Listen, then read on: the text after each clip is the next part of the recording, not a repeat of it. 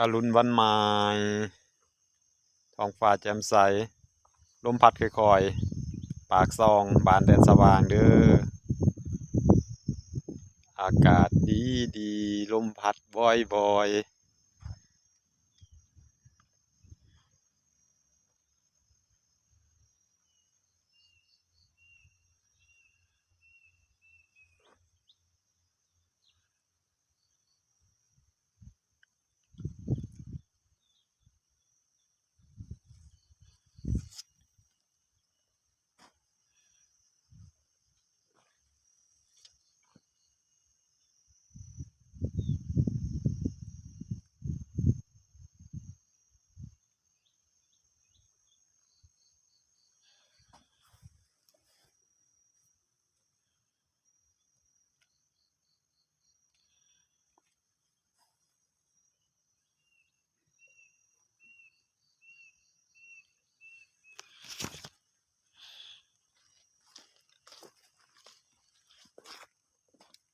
กาแฟกำลังอ่อน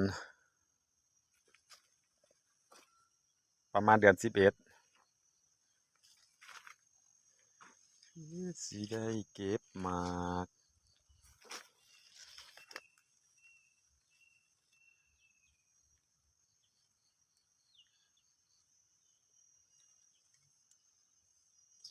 แสงแดดสดใส